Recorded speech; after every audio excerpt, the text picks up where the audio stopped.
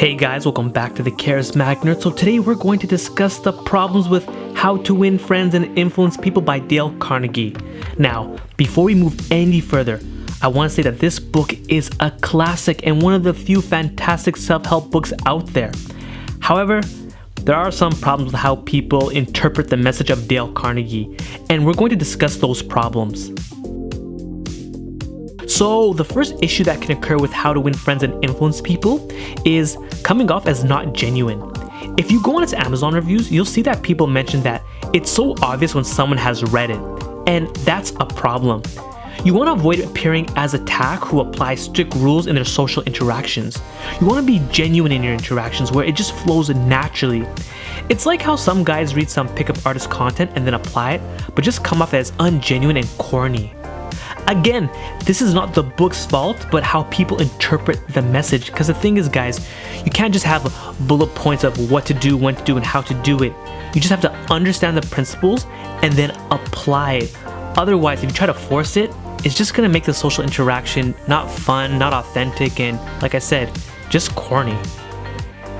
Okay, so how do we avoid this problem? The simplest way is to apply the principles of How to Win Friends and Influence People to your inner circle, like your friends and family, because they will quickly let you know if you're coming off as a hack or not. And once you can apply those principles to your inner circle, then you'll have a much better idea of how to apply it with strangers. The thing with learning anything new is that you need to fail fast so that you can get a deeper understanding and be able to have a more nuanced approach. So again, with your inner circle, trust me, they'll take pleasure in telling you when you're coming off as a complete dork. And yeah, it'll sting once in a while. But once you get a hang of it, then you'll be able to naturally have great social interactions with strangers while still applying the principles of how to win friends and influence people. Now, mind you guys, some of you won't have this problem of coming off as a tack or not being genuine, so just disregard that part. But you may need help with the second issue with how to win friends and influence people. Avoiding conflict at all costs. Sometimes people get the message from How to Win Friends and Influence People to never engage in conflict. But here's the thing, life is full of conflict, so we can never avoid it altogether. We have to take a more nuanced approach, which How to Win Friends and Influence People implied, which is you don't engage in petty conflicts. Anything minor, you just ignore. However, conflicts that are more significant, you cannot shy away from. And don't take it from me, Aristotle had a whole thing on righteous anger where conflict arises on essential issues. On another note, The Art of War mentions the general having 5 traits in this specific order: wisdom, integrity, compassion, courage, and severity. Compassion and severity, 2 very different things, are part of a well-rounded general. So you can show compassion and all in your life, but if someone crosses the line, you better be severe. If you notice many well-rounded people, they show the 5 traits of the Art of War general, where they are kind, but deal with any big conflicts head on.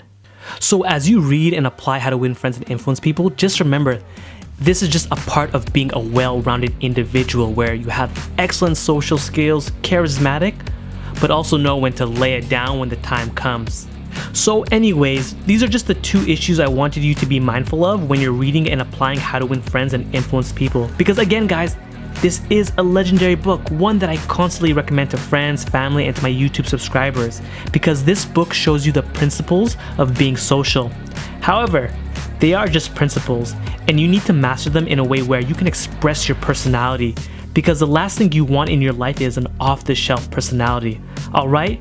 So anyway guys, that's it for today. Thank you again for watching. Please don't forget to like this video, comment, subscribe to my channel, subscribe to my newsletter, and guys, remember, you're not just any type of nerd, you're a charismatic nerd.